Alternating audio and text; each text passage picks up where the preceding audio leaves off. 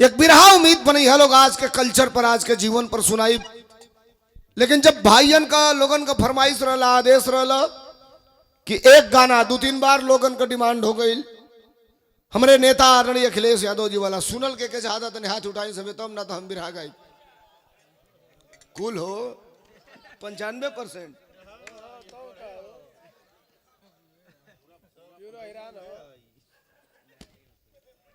वो बात नहीं है। दो चीज है, जरा सुनिएगा।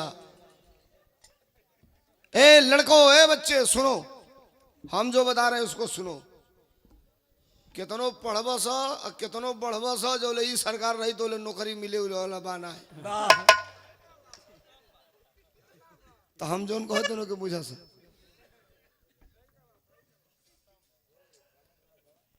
सामाजिक परिवेश में आपने रात को 1:45 बज रहा है हमारे हिसाब से, है ना, और आपने आदेश कर दिया है कि अखिलेश यादव का गाना गाइए। शायद आपको नहीं पता साहब, आज के दौर में सच बोलना मना है। सही बोलेंगे कब गोली मार दी जाएगी कोई नहीं जानता साहब। सच बोलेंगे कब जेल चले जाएंगे कोई नहीं जानता। सच बोलेंगे कब मुकदमा लिख दिया जाएगा कोई नहीं जानता। इस परिवेश में भी जब आपका आदेश होता है, रात को 12 बजे या 1 बजे भी जब आप आदेश करते हैं, तो मैं नहीं जानता यहाँ किस धर्म के लोग बैठे हैं, किस वर्ग के लोग बैठे हैं, किस समुदाय के लोग बैठे हैं। जब आपका आदेश होता है तो केवल समाजवादी गीत नहीं, आपके समस्याओं को अपने गाने में इंक्लूड करके और रात को 12 बजे सरकार के सामने खड़ा होकर इनकलाब पैदा करके अखिलेश यादव जिंदाबाद करने का काम करता हूं। नाम मेरा धर्मेंद्र सोलंकी है। और जब आपने आदेश किया है तो मैं मतलब की बात करूंगा। ये थोड़े है कि मैं खड़ा होकर के कसीदे नहीं करूंगा। रियल बात जो आपको अच्छी लगे कि धर्मेंद्र सोलंकी जो कहता है समर्थन करिएगा, अगर सही होगा तो। नकारात्मक बातें होगी मत समर्थन करिएगा। हम 2 बातें केवल कहना चाहते हैं। रोशनी का कुछ न कुछ इम्कान होना चाहिए। रोशनी का कुछ न कुछ इम्कान होना चाहिए। बंद कमरे में भी रोशनदान होना चाहिए। हिंदू मुस्लिम आपके माथे पर जो कुछ भी हो, आपके सीने में सिर्फ और सिर्फ हिंदुस्तान होना चाहिए। आइए, जब आदेश आपने किया है सुनने के लिए, शुरू कहां से करूं मुझे पता नहीं लगता। जब अपने नेता के सामने खड़ा होता हूं, एक गीत नई आने वाली है, संजोग से कल चले गए राष्ट्रीय दिग्गज, दिल्ली हाउस चल रहा है लोकसभा, नहीं तो कल ही रिलीज हो गई होती। अब मुझे लग रहा है कि 22 या 23 तारीख को होगी। वो भी एक लाइन आपको सुना दूंगा, सुनिए। जब आप समाजवादी पार्टी की गीतें सुनने के लिए कह रहे हैं तो मैं पर्टिकुलर बात बता रहा हूं। ये यूट्यूबर भाई लोग जहां जाते हैं सुनने को मिल जाता है इन लोगों को। कुछ नई बात भी इसमें एक आध लाइन आपको बताऊंगा, कुछ मटेरियल आपको मिलेगा। 2024 का लोकसभा का चुनाव खत्म हुआ, सांसदों का शपथ ग्रहण था और हम लोग भी ये चाह रहे थे कि हम लोग भी दिल्ली चले। नया वाला जो संसद भवन बना है जरा देखा जाए। तो शपथ ग्रहण के बाद हाउस चल रहा था। एक एमपी, एक सांसद जी के पर्ची पर हम लोग भी पास बनवाए और अंदर चले गए। उसमें दर्शक दीर्घा में आप भी जाके बैठ सकते हैं। अगर कोई सांसद पर्ची बना दे, पास बनवा दे, तो आप भी दर्शक दीर्घा में लोकसभा की कार्रवाई बैठ के देख सकते हैं। उसकी क्राइटेरिया है, वहां तक तो आप जा सकते हैं, उससे आगे नहीं जा सकते। हम लोग अंदर थे तब तक माननीय आजमगढ़ सांसद आदरणीय धर्मेंद्र यादव जी मिल गए, कड़ाई पकड़ लिए, कहे चलो चाय पिलवाते हैं तुमको, लेकर के अंदर कैंटीन में, जहां सिवाय एमपी, सिवाय कैबिनेट मिनिस्टर, सिवाय प्रधानमंत्री कोई जा नहीं सकता। लेकिन चूंकि मैं उनके साथ था, हाथ पकड़े थे, कुर्ता पैंट मऊ पहले नहीं, सदरी उदरी, अब गार्ड उड़ के ना बुझाई लोई कि उसको भी लगा होगा ये भी सांसद है, साथ में चले जा रहे हैं, अंदर घुस गए हम लोग। वाह, वो मनोकामना पूरे हुई। अब अंदर बैठे थे, तब तक आदरणीय राष्ट्रीय अध्यक्ष जी आए, तमाम लोग आए मिल करके। फिर मैं कहा कि अब मुझे यहाँ ज्यादा देर रहना ठीक नहीं है। वाह, अब बाहर निकल रहे थे, तब तक हाउस की गैलरी से आ रहे थे मध्य प्रदेश के पूर्व मुख्यमंत्री शिवराज सिंह चौहान जी। अब कैबिनेट में है, तो मैं इसे नमस्ते किया तो इसे पकड़े, कहे यार गाते बढ़िया हो लेकिन रेलते हो तुम हम ही लोगों को खाली में। हम कहे नहीं साहब, हम समस्याओं जनता की समस्याओं को गाते हैं। क्या अच्छा गाते हो। बाहर आ गए और बाहर में पैदल आ रहा था। वाह, बड़ा डेंजर जोन होता है, विजय भाई जानते हैं, वहाँ नॉन परमिटेड आदमी नहीं जाता, उस सर्किल में कोई जा ही नहीं सकता।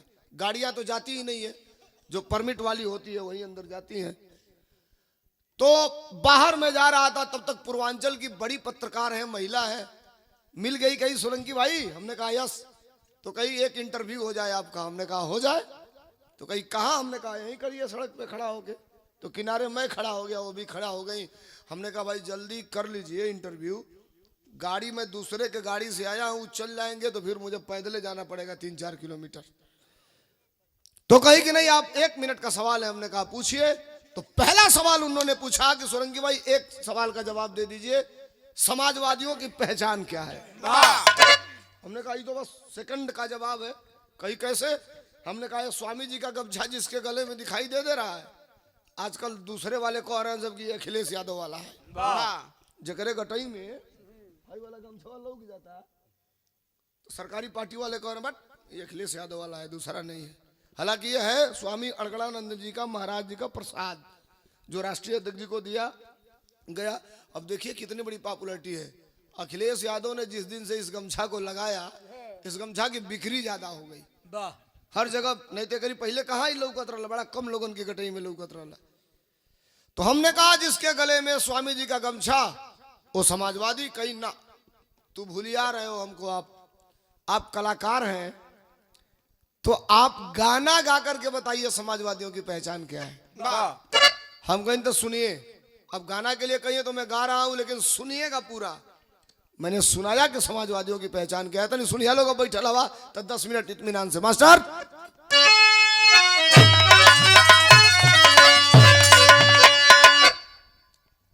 गाना बजाओ।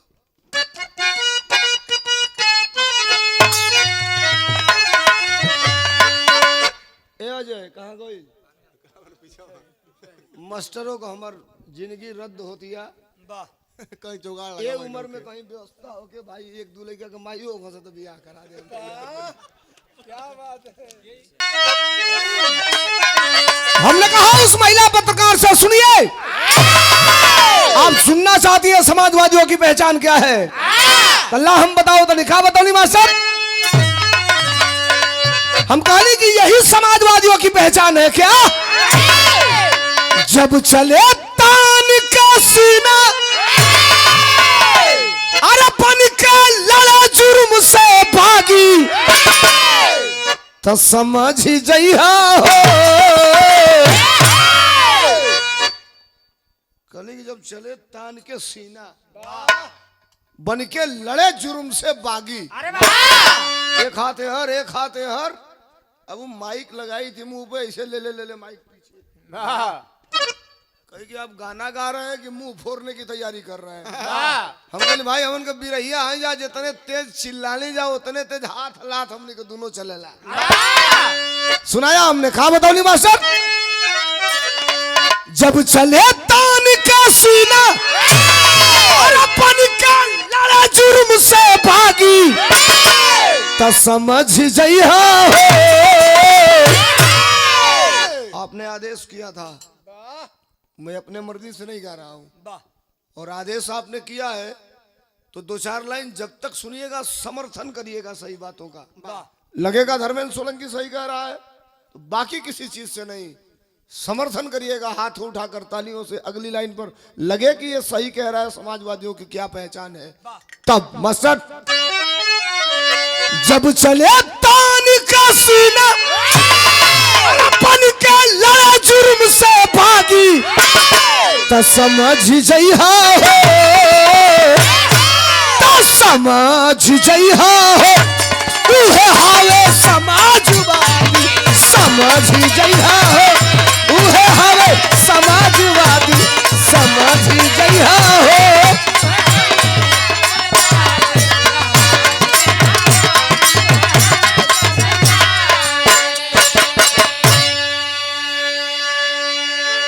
जब चले तान के सीना बन के लड़े जुर्म से बागी, तो समझ जइहा हो, उहे हवे समाजवादी। कई भूलिया दिया आपने। जब चले तान के सीना बन के लड़े जुर्म से बागी। गोलू यादव भैया के नाती की तरफ से ये 51 रुपया देकर के सम्मानित किया गया। बहुत धन्यवाद, बहुत नमस्कार। कहो गोलू भाई, दिन भर खाली हमारे गाना सुने ना गोलू भाई। रुक जा रुक जा रुक जा रुक जा रुक जा। नाम क्या है? अरविंद कुमार यादव, अनिल कुमार यादव राष्ट्रीय ताइक्वांडो के खिलाड़ी हैं। खिलाड़ियों को सबसे ज्यादा सम्मान इस देश के अंदर अगर किसी प्रदेश की सरकार ने दिया तो समाजवादियों की सरकार ने दिया, माननीय मुलायम सिंह यादव और अखिलेश यादव ने दिया। आज तो खिलाड़ियों की कोई पहचान ही नहीं बनी बच पा रही है। ये 51 रुपया अनिल भाई को सहृदय धन्यवाद। लगे रहना भाई, 1-1.5 साल बाद सरकार जिस दिन बदलेगी ले आना एक मेडल नेशनल में। और कुछ मत करना, यूट्यूब पे मेरा नंबर है, मुझे मिला लेना, लेकर के चलूंगा अखिलेश यादव जी के पास और सम्मान तुम्हारा बढ़ाने का काम करूंगा। भाई को बहुत धन्यवाद, बहुत नमस्कार, बहुत बहुत प्रणाम। जब चले तान के सीना बन के लड़े जुर्म से बागी, समझ जइहा हो, उहे हवे समाजवादी। और हमने कहा एक पहचान और जानिए, थोड़ा सा इलाहाबादी लाइन में हमने इसको चेंज किया। कहा बताओ नहीं मास्टर? हम कहली कि जब गरीब पर जुर्म होला तब सपा सिपाही डट जाले।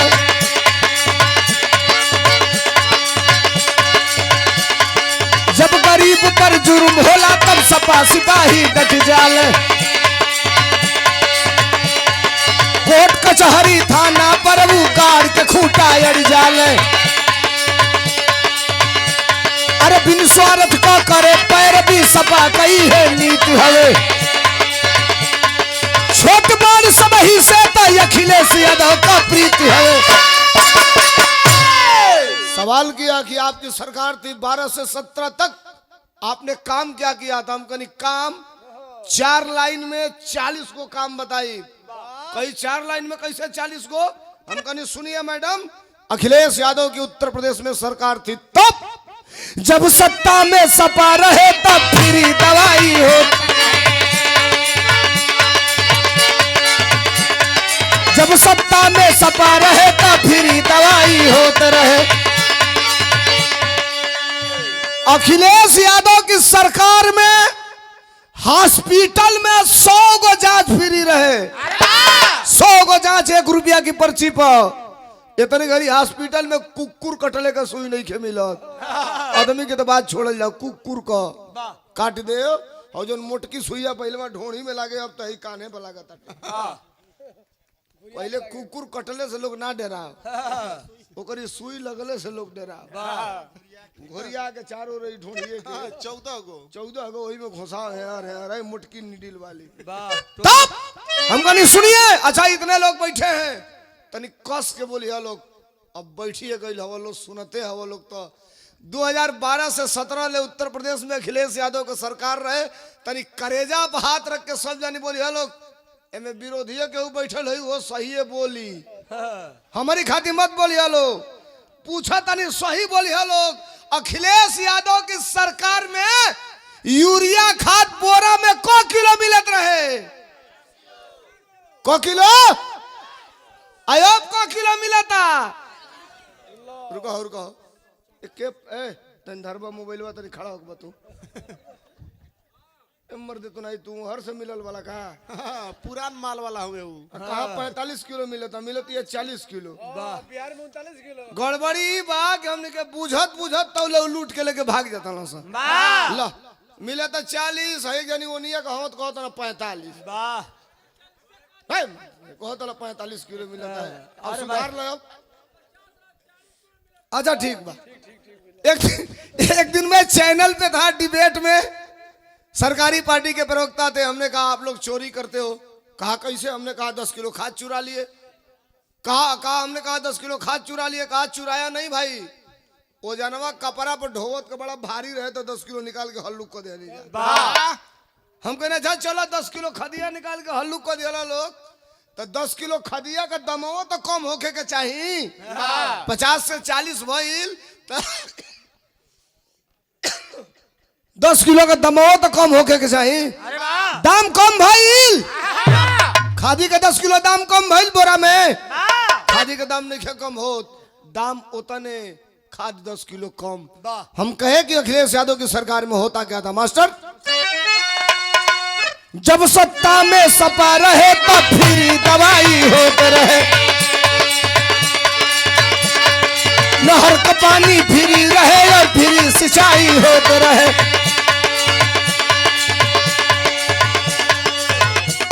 अरे मिले वजीफा पढ़वैयन के बाप का चेहरा खिलल रहे, समाजवादी पेंशन भैया घर घर में भी मिलल रहे, अरे जब गया का कलम चले ले बाजे सोलंकी का मुनादी, एक गीत जिस गीत ने रातों रात मुझे इंटरनेशनल बना दिया, रातों रात हिंदुस्तान में बजा, बैंकॉक में बजा, मॉरिशस में बजा, फिजी थाईलैंड जैसे देशों में बजा, ऑस्ट्रेलिया में बजा, अब तो तब हो गई जब नेपाल के सभी एफएम चैनल वाले बजाने लगे और उत्तर प्रदेश के डिप्टी सीएम ने बैठ के मुकदमा दर्ज कराने के लिए कहा।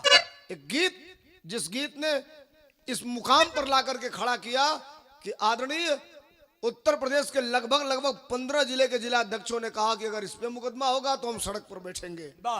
आपने सुना, घर घर में बजा, दुनिया सुनी, कौन गीत रहे मास्टर?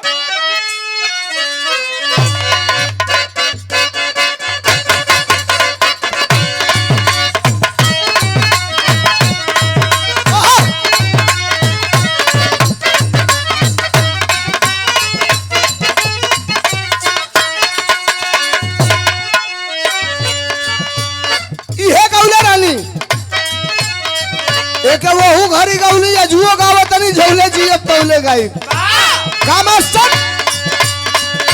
अरे जैसन राज चलवलस सप्पा,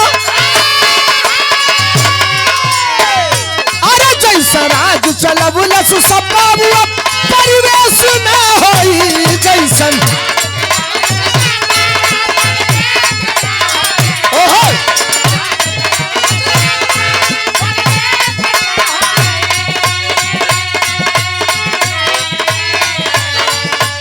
समर्थन अगर सही हुई तब आप लोगों से कौना बात पर, अरे जैसा राज चलबुलस सपा परिवेश ना होई, नेता के तनो केहू बनी लेकिन अखिलेश ना होई, नेता के तनो केहू बनी लेकिन अखिलेश ना होई।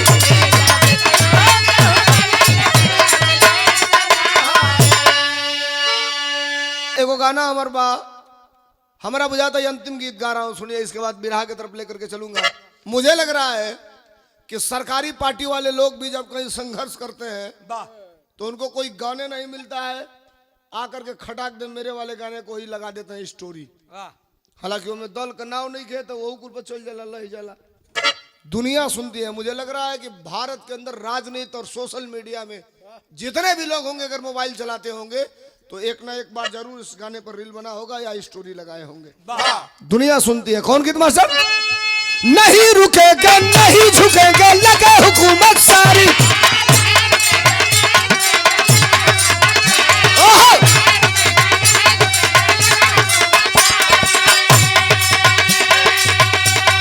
नहीं रुकेंगे नहीं झुकेंगे लगे हुकूमत सारी, संघर्ष रहेगा जारी फिर अगली है तैयारी।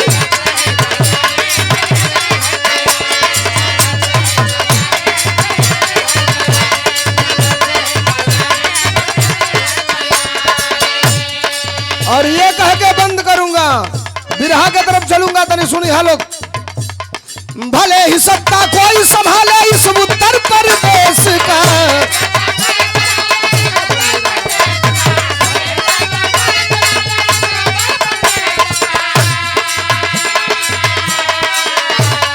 भले ही सत्ता कोई संभाले इस उत्तर प्रदेश का, यार जनता के दिल पर हुकूमत है